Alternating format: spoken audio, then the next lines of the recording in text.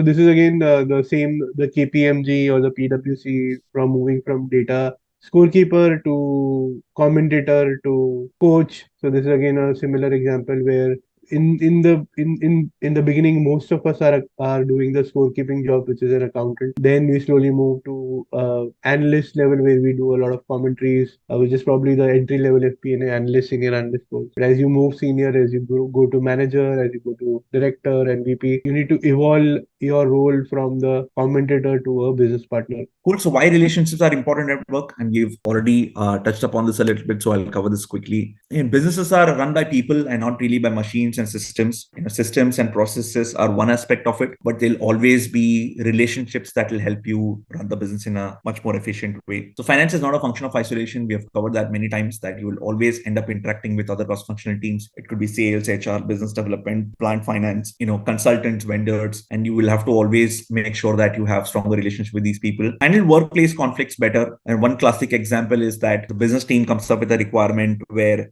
they will ask for some unreasonable deadline. So they'll say, okay, can you give me last 5 years sales data for this client in the next hour or so, and it's important that set the right expectations. You can, of course, if you have stronger relationship with the business side, you can always pick up a call and say that, hey, no, the team is busy with month close. Is it okay if I share this with you tomorrow? Or if you need any high level information, I can share that with you quickly. But if you need details, then I'll need time till tomorrow. So these kind of deadlines can be managed in a much better way. Motivate and improve team performance. At some point in time, you will graduate from being a individual contributor to a leader. At that time, if you have stronger relationships with your team, that is when the team will be ready to stand by you, right? They'll be ready to fight for you, and you will be able to deliver much more than what is expected from you. So again, there could be a number of reasons why relationships are important. Again, these are 4 or 5 important points. Let's move to the next slide. Negotiate better deadlines, we've already covered. So how do you build relationships at work? So give before asking is a number one rule to build any strong relationship. So when you join a new company, and I've done that so many times. So when I joined a new company, I used to first map out who are my top 5, 6 people who are going to influence my work. It could usually be the business head or the HR head or the sales head, whoever it may be. And I used to go, beyond my duties to help them, whether it's for any personal stuff or whether it's for any report that they might be asking. It's not just force help. I would say that if they are looking for X, I would say, okay, I would ask them, would you like also X plus 1? Would you also like X plus 2? It will be handy for you, this and that. And they would often say that, yeah, that would be helpful. And then this kind of relationship is what will help you build those. Talk solutions and not problems. So we finance and accounting professionals are very good at reiterating the rule book and saying no, right? So if somebody comes and asks me, is it in the budget, I would say no. Or if somebody comes and asks me, is it in the rule book? No, the accounting standards do not permit that, something like that. So all of us as finance and accounting professionals are generally good at saying no. But when business teams come to us with problems, they don't expect a no as a solution, right? So they want solutions, right? So start talking in terms of alternatives. So don't say, no, this is not possible. No, this is not in the rule. No, this is not in the budget. You can always say that, I understand this seems to be a challenge, but here are our options. Option 1, option 2, option 3. If you take option 1, this is the impact. Option 2, this is the impact. Option 3, this is the impact. And let them select what the best option is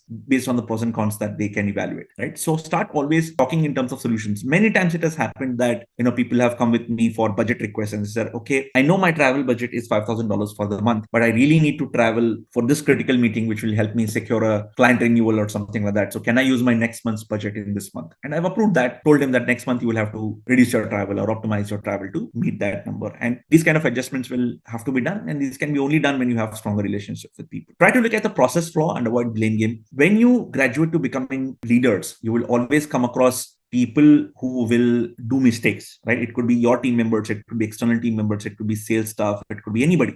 Instead of looking at just labeling them that this guy is always inefficient, this guy never gives us data on time, try to look at the process first. See where you can optimize and how you can make it idiot proof. Whether it is entering data or whether it is understanding and communicating deadlines, try and make it so simple and idiot proof that by design, they should not be able to do any mistake. So first look at the process flaw and try and avoid the blame game as much as possible, because blame game will not take you anywhere. Be generous in giving credits and prompt in accepting mistakes. A classic leadership lesson. So you should always make sure that you give credit to the right team members whenever they are working on it. And trust me, this will work in your favor, especially if you're talking to the senior management. A leader who gives credits generously to their team always appears to be a good leader, in front of the senior management. And senior management likes that. And be prompt in accepting mistakes. Even if your team member has done some mistake, accept the mistake and say that, sorry, my team has done the mistake, so I'm absolutely responsible for it. Let me correct that for for you and send it back. Never hold a permanent grudge. In a golden rule, you might come across many different characters. Some might be strong, some might be rude to you. But end of the day, everybody is in a job. Everybody is looking at their professional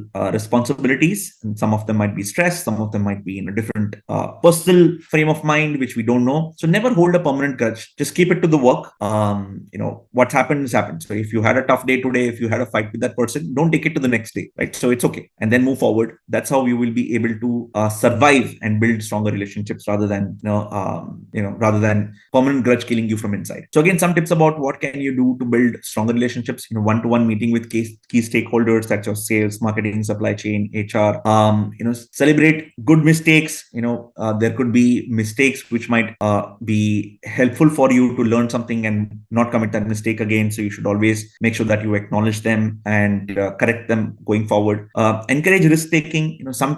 Many times it has happened that during the process, the business team used to come back and say, the client is asking for 60 days. I don't know if we do 60 days credit, so I did not take this client. I said, why? We can always do some exceptions. If you feel the client was profitable and this was good, we can always get some exception approvals and we can take on that client. It should always be important to encourage dialogue. It should always be important to encourage risk taking and not just make processes so rigid that people are unable to even show a little bit of creativity as well. Participate in at least one high impact cross-functional project every quarter. So I used to always look for chances to take on projects or get into discussions with people outside of finance. So that's how you learn business. So try and be part of certain projects which are not specifically finance, but where your finance knowledge can come in handy. Okay, break down silos, encourage cross-functional collaboration. Again, as long as you are able to, even when you become a team leader, even in my team, I used to always ask people to go and talk to the business teams as much as possible. Spend one day with the salesperson, so that you understand what are their challenges. I remember one very interesting incident when I was talking to a experienced CFO recently in a meetup. He said one thing that he asked me, how did his boss, when he was a junior, how did his boss encourage to understand the perspective of the sales team or the business team? Is that one fine day the CFO took this guy, the young finance manager. He took him out for in a hot summer afternoon at 3 o'clock. He took him out to have tea somewhere in a nearby stall, and they were standing outside in the sun. It was a small tea stall. There was no shade. There was nothing nearby, and they were having some tea. After 10-15 minutes, the finance manager started sweating and saying that let's go. I mean, I can't stand here and have tea. So when they came back to the office, the CFO asked him that, I hear that you have been rejecting bills spent on money spent on cold drinks by sales people. A salesperson sometime in the hot afternoon might have a Coca-Cola or something like that, and you have been rejecting those bills. How did it feel when you went down there to have tea at 3 p.m. In the hot afternoon? And then at that time he understood that he can make exceptions. He can build some rule or put a monetary ceiling and still approve a cold drink or a juice or a coconut water or something for the sales staff. That was a very interesting incident, because we as finance professionals always are sitting in an air-conditioned office. We always make sure that up to date with our Excel sheets, but what's happening on the ground is something which we all need to be aware of, and it'll help you understand their perspectives. You can give a lot of trainings. I have done a lot of finance for non-finance trainings in the company. Recently, when a certain tax provision was introduced in Saudi Arabia, I conducted a training for all the business leads, saying that, okay, what is the impact of this tax provision and how is it going to impact our work now that corporate tax is being introduced in the UAE as well, right? So these are the kind of trainings that help me kind of cement my position as an expert in the company, and it'll also give that chance to people to know more about me. And if they have any problems, they can always walk up to me and ask that, hey, I came across this problem, or the client is asking for this kind of an invoice or this change in the contract. How do we deal with this, right? I want that relationship to exist where they are openly coming and asking me for certain solution.